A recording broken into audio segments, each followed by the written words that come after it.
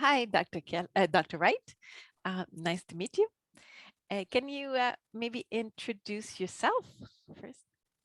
Hello, I am Dr. Kelly Wright. I am a linguist, an experimental sociolinguist from the United States, from the University of Michigan and Virginia Tech. Thank you. Thank you for Mhm. joining us and answering your questions. First of all, so I understand you're expert in racial-based linguistic discrimination. Can you give us some examples of this and explain how exactly can this type of discrimination affect the victims? And does this type of discrimination cause mainly mental stress, for instance? Or can it also have some sort of financial impact or any other kind of impact? Thank you. That's a great question. Linguistic discrimination is both a mental phenomenon and a social one. And so linguistic discrimination of any kind, either race-based or just sound-based, right? Telling the difference between two types of sounds like da and pa, that involves discrimination in the way that a scientist thinks about it. But we live in a world, right? These sounds don't exist in a vacuum. They don't just live in our minds context free.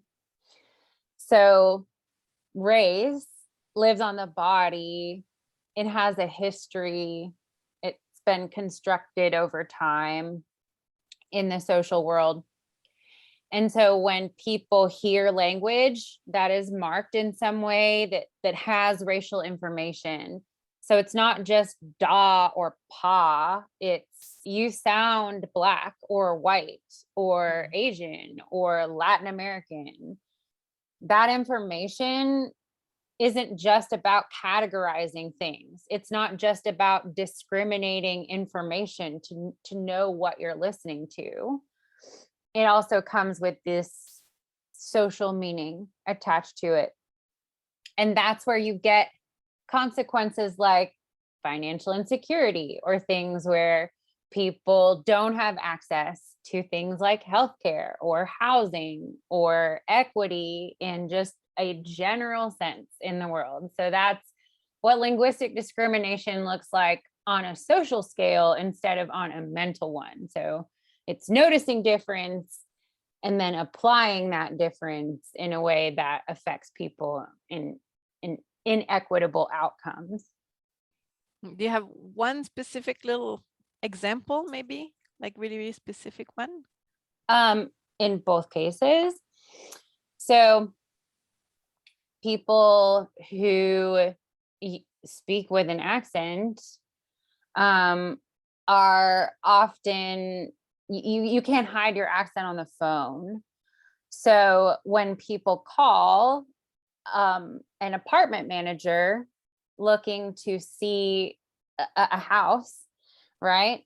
They hear their blackness on the phone and they say something like, oh, it's not available. Or maybe you want to see an apartment in a different neighborhood. That's Mm. a very specific example of race based linguistic discrimination. But it could be something much more simple where you walk into a room, you use your most perfect language, right? Um, all buttoned up, right? You sound very standard. And someone says, oh, you're so articulate. They're surprised that you sound good.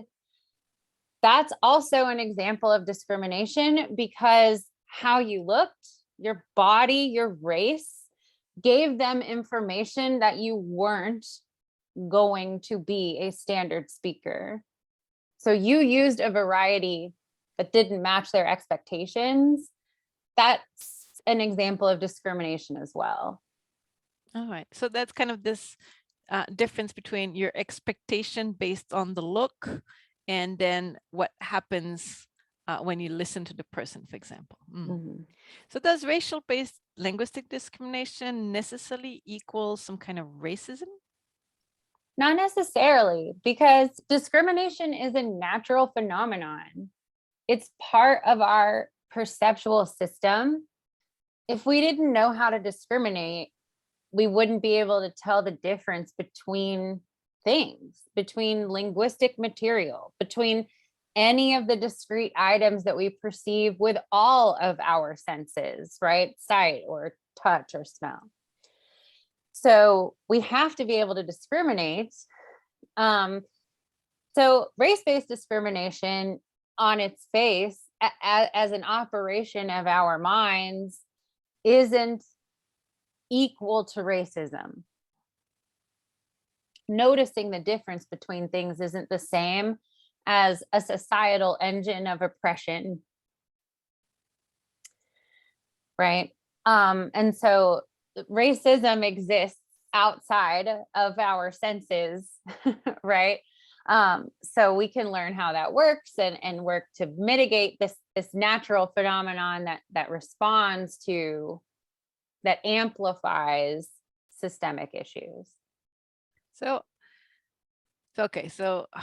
discrimination, racial-based linguistic discrimination does not equal racism. These are kind of two different things. Discrimination is more something we do naturally, whereas racism may be something more conscious, maybe, right? And in contrast, with the previous question, do you think that finding, some people find, oh, this dialects or non-native speakers accent is really cute or attractive? Can this also be considered some kind of discrimination, or do we use the word discrimination only to refer to negative forms of discrimination? That's an excellent question. So yes and no, it depends, right? It depends on how we think about systemic oppression, right? Because in my work, in the work of others, when we're defining linguistic discrimination, linguistic racism, linguistic other isms, right? We're talking about inequality. And when people think about a variety in a way that, like, cuteness, it can be diminutive. It can be demoralizing, or making something smaller, making it seem like it's not as important, or it isn't as complex, or it's like adorable but not serious, right? That's not always what people mean when they use the word cute. They might just mean it's cute. Like, I like it. There's nothing wrong with saying that. And people absolutely look at some varieties of languages that are sometimes widely stigmatized, like in the United States, Southern American English, as cute, which is also, or attractive, right? Which is also sometimes seen as unintelligent, right? So it can go in multiple directions, in the same way that women are maligned and uplifted for their cuteness, right? So we know that this, like, construct works in both ways. And actually, Inako Mino, there's, I'm sorry, I'm looking at her book. Miyako Inoue is a Japanese author. Her book is called Vicarious Language. And she has written about exactly this, actually, about how Japanese men and women, but especially Japanese women, construct their identities around this idea of cuteness, and how they orient towards cuteness based on the ways in which men describe them. And the entire history of, like, Japanese culture, actually, it's quite fascinating. So it's a really good way to think about, is this discrimination? Because we hold up, right, our ideas of, like, goodness, but we are still setting things apart. So I the think cuteness, sometimes it has a lot to do with yes and no. so the cute can be also put in the box that we don't take it seriously, that it should be cute and nothing else kind of thing. Right. So it could go either way. It could be cute, I really want this, or it can be cute that I want it, but I want it to be like maybe less serious or not so important. I see. So how can we counter this kind of racial-based language discrimination? Can we develop some laws to prevent this? Like in countries like the US or maybe Japan or any other country can prevent this with laws like we do, like to try to prevent gender discrimination, for instance? Or do you think that maybe just educating people about other languages and other culture or race is the only way? How can we counter this? This is, yeah. So yes and no. I think both. We need both. As with any other issues, right, that deal with our institutions and the way that people think, because it's not just solved by education. It's not, okay, we know that this is a thing now, and society automatically rights itself. So knowledge itself won't fix everything, but the policy issues that have to do with language have proven difficult in the past. So what scholar activists in linguistic fields now are trying to do is being very pointed in a number of ways.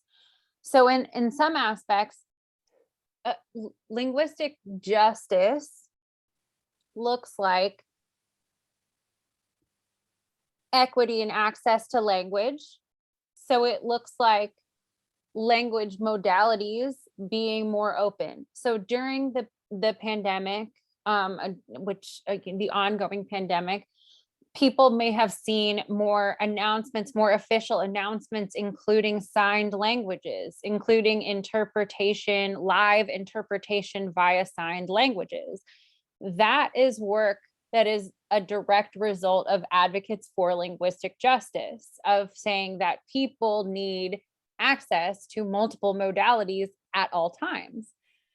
People may have also been to movies, public house cinemas, right, and seen captions. Same thing, because people who couldn't hear used to have to request large, bulky devices to go to a public film, and instead caption, right? These things are more equitable and accessible and are directly based on policy decisions at local and federal levels.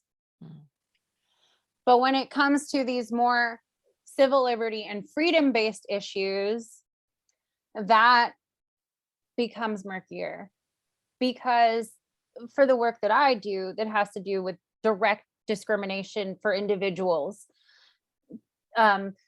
it in the courts, at least in the United States, suing someone, for example, or saying a crime has been committed, my rights have been violated because someone heard something in my voice and then took action against me, in the same way that you could say someone looked at me or someone used a racial slur or an act of hate speech, right? And they did this and it was a crime.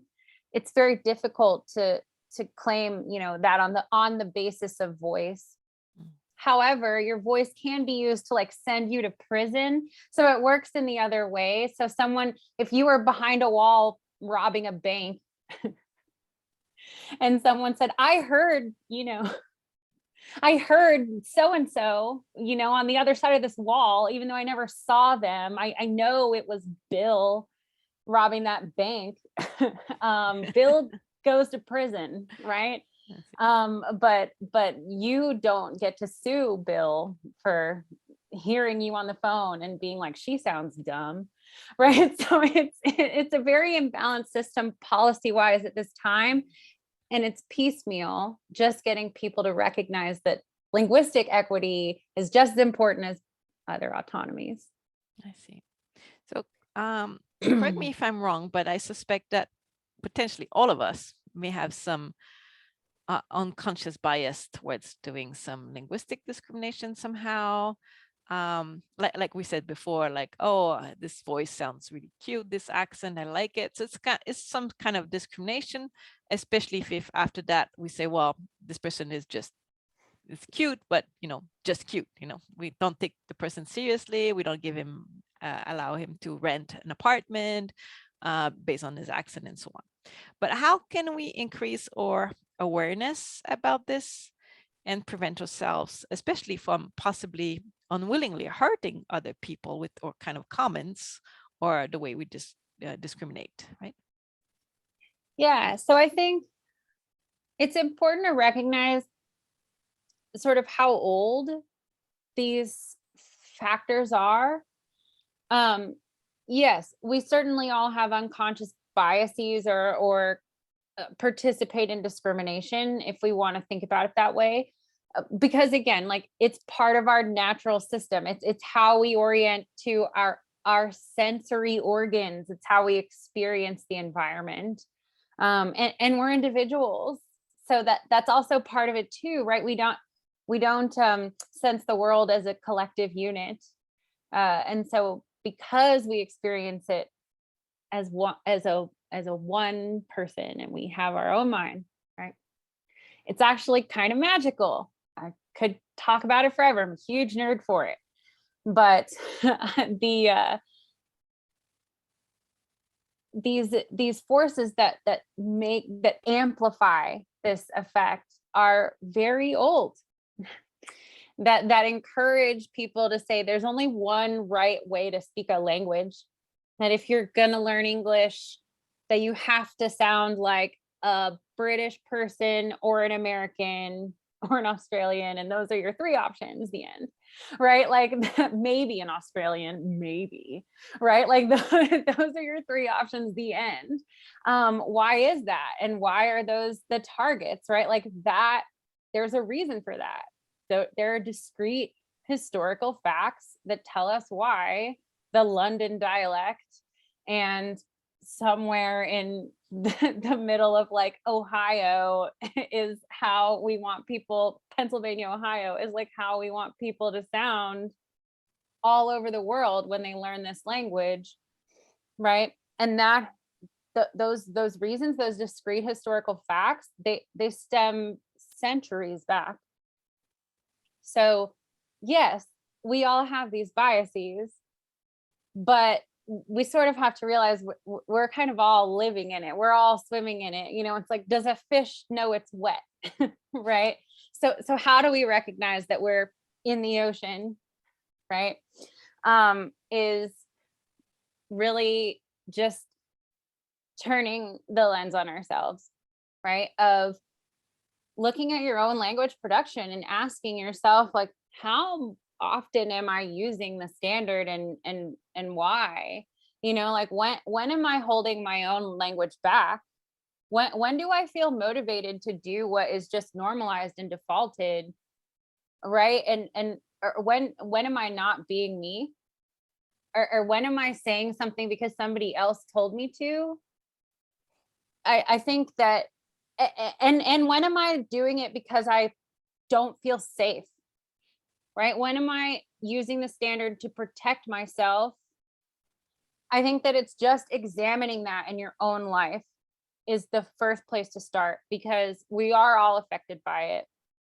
And so there are lots of good reasons to use the standard. We all do it. And it certainly has a place in the world. But I think it's just starting with yourself and being more critical of your usage helps you be kinder to others. When you notice them not using that variety, you can stop and ask yourself, are they making a choice? Thank you. We'll stop this video for now. Thank you so much.